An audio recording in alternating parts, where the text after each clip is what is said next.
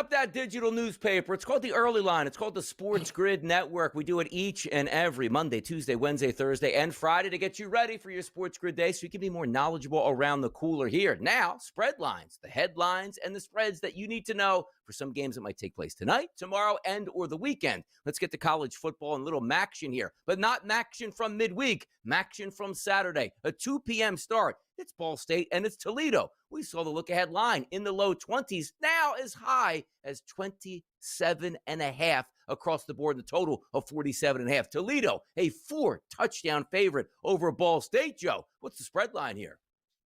Well, the thing that makes this so funny, Donnie, because we have told you now over the last couple of weeks in spread lines about Jason Candle, the head coach of Toledo, and his inability to burn his ability to burn money as more than a touchdown favorite since he's been the head coach there.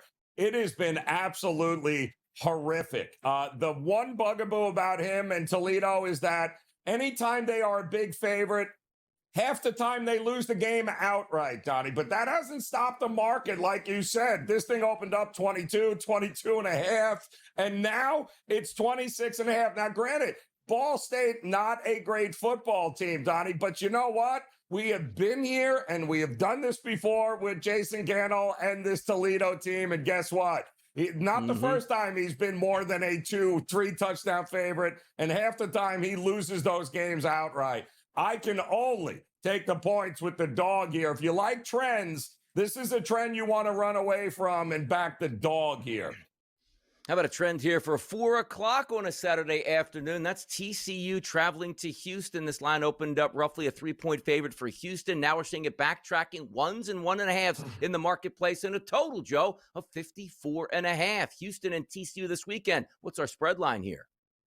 Well, it's so interesting. I always find it fascinating, Donnie, when you have two known programs like this, TCU and Houston, and the books open it up right under a key number. Right? We saw 2.5 hanging out here. And then you got to wonder and saying, all right, what are the books waiting for? Where are we going to get? Is it going to be 3? Is it going to go 3.5? Is it 6.5? Is it 7? Where is it going to go? Well, as it turns out here, Donnie, with this, the home team, Houston, hasn't gotten any love in this one, Donnie. It's all TCU money. Houston opened up as the 2.5-point favorite. And now we're looking at even Pick'em in some spots, Donnie. The total's getting a little bit of love as well. Two teams that, Willie Fritz there, his first year at Houston, has done a great job putting them in a position here, not only to make, a great bowl game and make a lot of money for Houston, but my goodness, at home, not getting any love here. I find that fascinating. I am on Houston in this game. I hope, Donnie, it goes the other way even more before kickoff. James Franklin, just a few weeks ago, he was the head coach of the Penn State Nittany Lions as they were looking to do some damage here in the 2025 season. I got maybe the best backfield combination in the country. I got Drew Aller coming back. We should be able to roll this year. They got rolled right out of the Big Ten, and so did Mr. James Franklin. But now he reemerges at Virginia Tech as the head coach, and here he is, meeting with his team, getting that first look. But number one, obviously honored to be here. Me and my wife, Fumi, actually we just text my brother-in-law who lives about 9 miles from here. So just blessed and honored to be a part of this. We've been doing this for 30 years, me and my family, and I know Virginia Tech well. I was at the University of Maryland for 8 years. Before I left and went to the Green Bay Packers. I was a young offensive coordinator, went to Virginia Tech. There was a defensive coordinator, I think you guys may know him, named Bud Foster.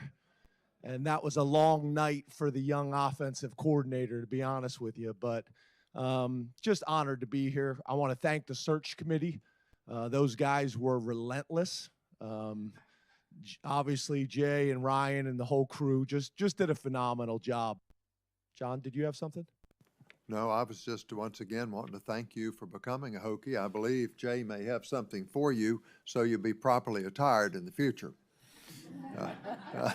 Yeah. Jay sent me a bunch of stuff. You can't have too much week. Hokie gear. Yeah, last week.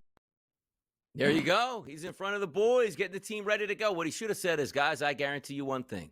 I will make this schedule the softest in the entire nation like I tried to do at Penn State. We're going to win a lot of football games, just not a lot of meaningful football games. They're like, you know what, Coach? Sounds good. Yeah, it's funny. I remember when James Franklin was there for a couple of years at Vandy, and everyone was like, "Oh, this he's winning 9 football games a season." He was like the fun coach. And then all of a sudden he goes to Penn State and he's winning 11 games a year, Donnie, and looks about as miserable as a human being could, with an aspiration, of course, of trying to win a national championship, which he was never going to do at Vandy. And guess what? He ain't going to do it here at Virginia Tech either. But you know what he'll be? He'll be a lot happier with 9 wins a season, 10 wins a season without the pressure that Penn State brought. So I think it's a great move for him. I think got to be careful, though. That third go-around, I saw Mark Richt come here to Miami. I saw Chip Kelly at UCLA, Gus Malzahn at UCF. Doesn't always work out, but I don't think the aspirations are there for Va Tech just yet. So I think he's going to have a lot of success. Yeah, as I said, it's a really good hire for Virginia Tech. It's almost like the perfect mesh point. Like, Virginia Tech's not going to win a national championship. He's not going to have that pressure. He'll thrive. They'll win 9, 10 games every single year. They'll get the bowl games, maybe the occasional ACC win, because it's not like you have to play Ohio State every year. You just get your brains beat in by them. I think it's a perfect match for those two, where at least getting Virginia Tech back to respectability, that should be good enough there for Virginia Tech. College football playoff rankings, the show came out yesterday. No surprises really in the top 5, Joe. Ohio State, Indiana, Texas A&M, Georgia, and Texas Tech there. Miami seems to be that lightning rod team, placed at 13, with Notre Dame placed 9th, and the committee saying, well, yeah, we head-to-head, and we don't look at head-to-head, but head-to-head, and then there's 2 losses. Stop the madness right here. We're headed for a doomsday scenario where they can't explain themselves, Joe. Well, you knew that was coming, and a lot of it is going to center around the debate with Miami and Notre Dame, who are sitting there with exactly the same record. Only one team had beaten that other team, and that was Miami, having beaten Notre Dame the first game of the year. So now the question is, I got 2 teams at 8-2 at this point, yet Notre Dame is ranked higher. I don't get it. So it's ultimately going to come down to which way the committee wants to go, and who's on that bubble, Donnie? Who's going to make the committee and the playoff more money? And that'll ultimately be who gets in. By the way, sitting at number 6 in this playoff poll, that's Ole Miss. Man, what a season. Could be one of the best seasons, if not the best season in the history of Ole Miss football. And their head coach is like, look at those LSU facilities. Boy, they're really nice. Now look at those Florida facilities. Boy, they are really nice as well. Because the one thing you always notice in the SEC, it's all about 100,000 seat stadiums, massive boosters, huge NIL, and the facilities in the area that you can do damage while you're recruiting. I always look at Ole Miss's football field. It is nice, but it just doesn't feel SEC. And maybe Lane Kiffin's looking around like, boy, the damage I could do by going to Florida and LSU with all of that money and resources. Yeah, you know what? I'm going to take a look around. Yeah, of course he's going to take a look. Why wouldn't he take a look around, right? I mean, listen, Lane has been to a lot of the big time programs, right? USC, Tennessee. He was there under Saban there in Alabama with the championship year. So he knows what it takes. Did he ever really think he'd have enough talent at Ole Miss? Donnie, competing in the SEC, enough resources to do what Saban did, what he watched Saban do. Yeah, I think this was always the next logical step for him. And kudos to put himself into a position, Donnie, to have that kind of leverage and to be able to have his pick of some of the best programs in the country.